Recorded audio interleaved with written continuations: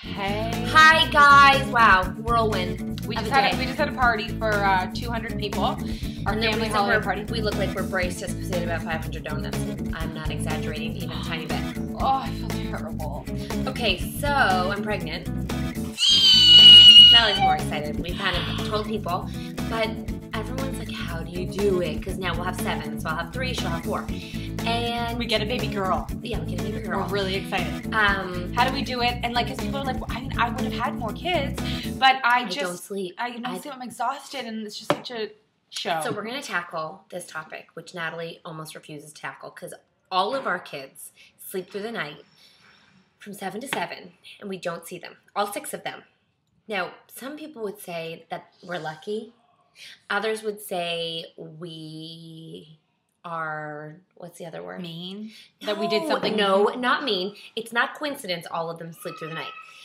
But the way that we live our lives, it's so busy and we've got so much going on. And the only way that the two of us can be successful at it is we really follow a really strict schedule. And not strict like boot camp. No. But we eat at the same time, they go to bed at the same time. As they get older, you can kind of flex that. But if you're in your room, you're in your room.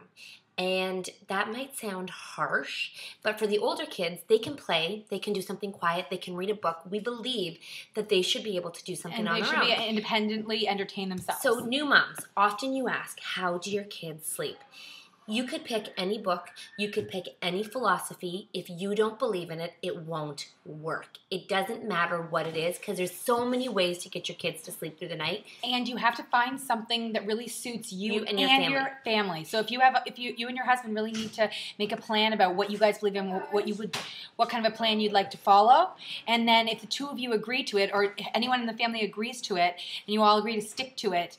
But you can't break it. You gotta stay consistent. So consistency is such the key. Like if we tell moms anything, if you believe in co-sleeping, co-sleep. Don't co-sleep one night, not the other night. Do it every night. If you believe in keeping your bed to yourself, keep your bed to yourself every night. Don't ever waver, because it's confusing to them and sends a mixed message. Mixed messages, yeah. And we we got them to sleep on their own differently, but one worked for me and one worked for her. So we don't actually subscribe tips to people, because what worked for me and what worked for her doesn't work for you unless you believe in it. So I think what our tips are: be consistent, make sure your partner is consistent. And your children love consistency, and they love knowing what to expect and what's expected of them.